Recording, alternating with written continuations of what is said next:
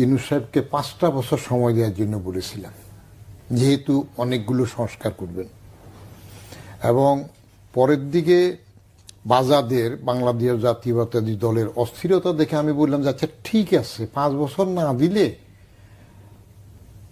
7ই জানুয়ারির নির্বাচনের পরে যে 5 বছর শেখ হাসিনা থাকতো, সেটার মধ্যে যে কয় মাস শেখ হাসিনা থেকে গেছে এই কয়টা মাস বাদ দিয়ে বাকি সময়টা দেওয়া হোক।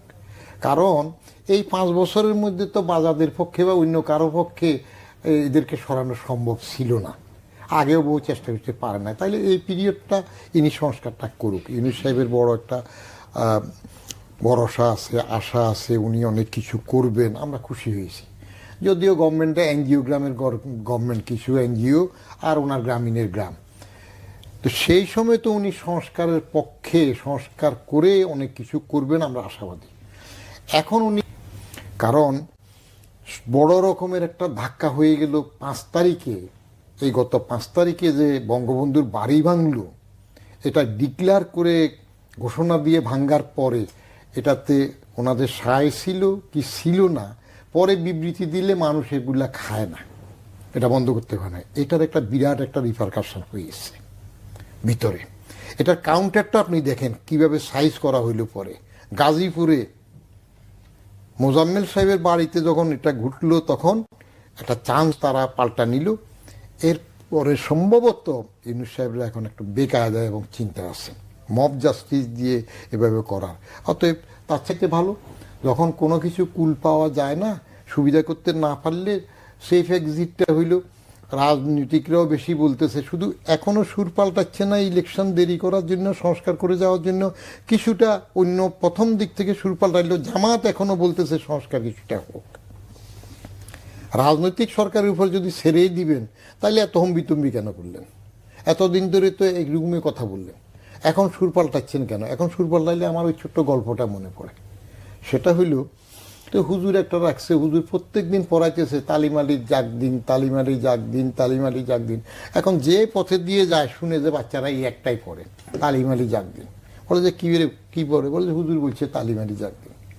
তো এ দেখলো যে এই একটু সামান্য বুঝছে, এ বলে যে আচ্ছা এটা তো অনেক মাস থেকে পড়তেছস, পড়া হয়ে গেছে, এইবার পর এই টান করে খাবি কদিন, এই টান করে খাবি কদিন। যেই হুজুর এরশাদ দেখলো তার ছাত্রছাত্রীরা এখন তালিম আলী জাগ দিনের পরে এই টান করি খাবি কদিন কওয়া পড়ছে, তারপরে দিয়ে আস্তে গাড়টি লিয়ে চলে গেছে। বাইরের ম্যান্ডেট ছাড়া, নির্বাচনী ম্যান্ডেট ছাড়া যারা আসে, আপনাদের স্মরণ থাকবে 111-এর সরকারও প্রথম যেভাবে হইয়াল্লা করে আসলো, আমি তো তখন চাকরি করি, সেখানে দেখেছি। আমার সাথে 1-to-1 মইনুরও 2-3বার সিটিং হয়েছে, 2টা এককভাবে বৈঠক হয়েছে, মাসুদ সাহেব সহ অন্যদের সাথে অনেক বৈঠক ছিল। তাদের তখনকার কথাবার্তা এবং বলল যে 2 বছরের মধ্যে অনেক কিছু করবে। আমিও আশাবাদী হইলাম, মানুষও সমর্থন দিল। কিন্তু মাস 7-8 যাওয়ার পরে দেখা গেল তাদের চিন্তাধারা চেঞ্জ হয়ে গেল।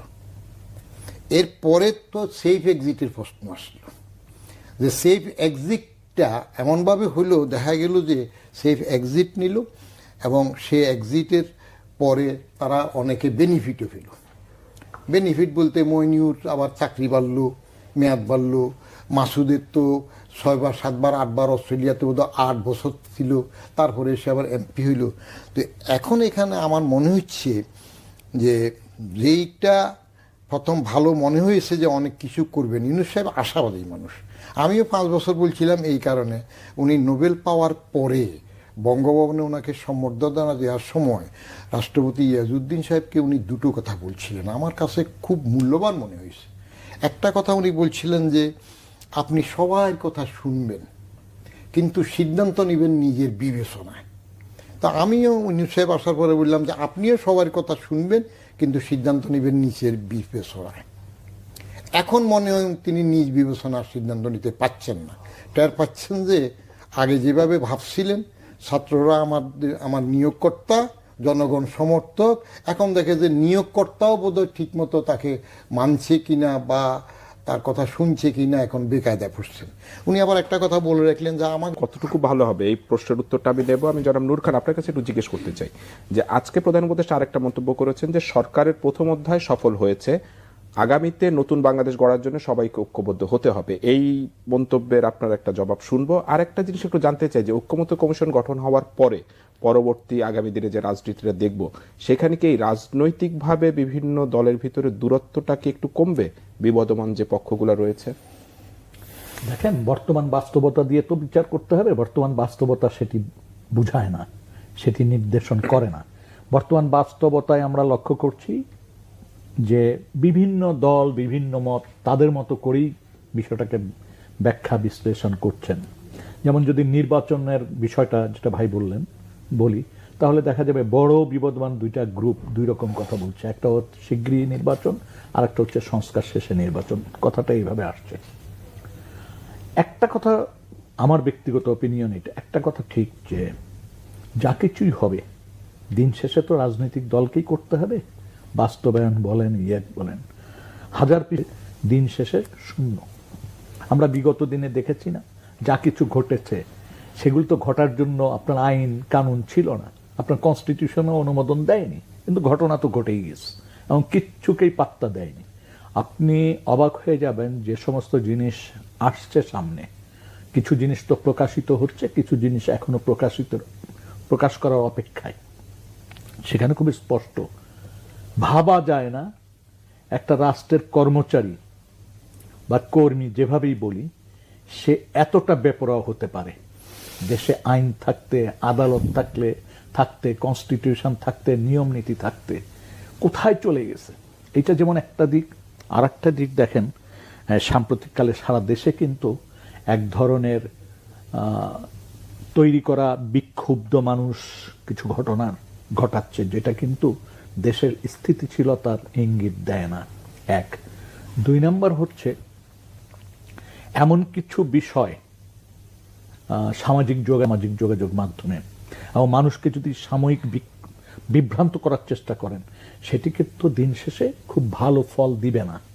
সেটা সমাজকেও দিবে না, রাজনৈতিক দলগুলোকেও সেই ভালো কাজ করার জন্য উদ্যোগী হতে দিবে না। এখন সবচেয়ে যেটা জরুরি ছিল, কারণ আমরা তো 16 বছর একটা জাতাকলের ভিতর ছিলাম, এটা অস্বীকার করার তো কোনো উপায় নাই। কথা বলতে গেলে হিসাব করতে হতো।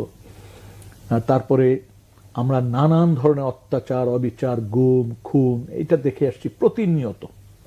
এবং এটাও দেখেছি যে গুম খুনকারীরা যেভাবে প্রেস রিলিজ দিত সেটাই প্রকাশ করতে হতো। কোড আনকোড ক্রস ফায়ার, মানে এক পেশে হত্যাকাণ্ডগুলোকে বলা হতো দুপক্ষের গোলাগুলি। এবং সেখানে আপনি যে দেখেন, নির্বাহী ম্যাজিস্ট্রেট দিয়ে তারা কিন্তু প্রত্যেকটা একটা রিপোর্ট বানিয়ে রেখেছে। এবং এটা দেখেন যে গত 16 বছরে এতগুলো মামলার রায় হলো, আবার এই 6 মাসে সব রায় উল্টে যাচ্ছে, সব একদম উল্টে যাচ্ছে, উল্টা। তাহলে যুক্তির খাতির ধরে নেই যে হয় ওটা সম্পূর্ণ ভুয়া ছিল, তাহলে সম্পূর্ণ ভুয়াটাকে সম্পূর্ণ সঠিক করতে হলেও তো একটা প্রক্রিয়া অনুসরণ করার, এটা একজন সাধারণ মানুষ হিসাবে মনে করে। কিন্তু এখন দেখছি সব কিছু হচ্ছে। এমনও শোনা যাচ্ছে যে জজ সাহেবের রুমে ঢুকে যে প্রেসার দেওয়া হচ্ছে, এরকম কথা শোনার কথা।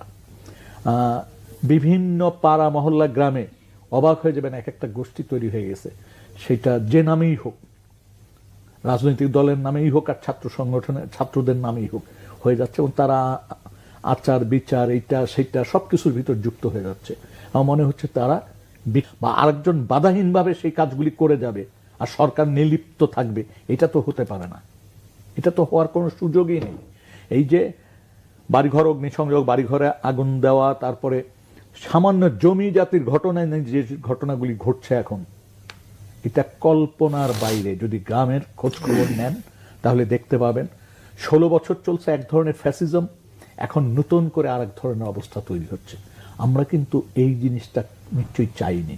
এখন প্রশ্ন হচ্ছে, রাজনৈতিক দলের ভিতর যদি সমঝোতা না হয়, একটা ঐক্যমত যদি প্রতিষ্ঠা করা না যায়, তাহলে আগামীর বাংলাদেশটা কেমন হতে পারে এইটা একবার ভাবেন তো। অর্থনীতি কিন্তু পুরা দেউলিয়া। এখন সেইটার জন্য তো ঐক্যমত, সেটা হলো ডক্টর মোহাম্মদ ইউনূস আজকে আরেকটা মন্তব্য করেছেন যে যেই আইনি কাঠামোর মধ্য দিয়ে, প্রাতিষ্ঠানিক কাঠামোর মধ্য দিয়ে স্বৈরাচার সরকার সুযোগ পায় যে স্বৈরাচারী হয়ে ওঠে, সেসব কাঠামো থেকে বেরিয়ে আসতে হবে।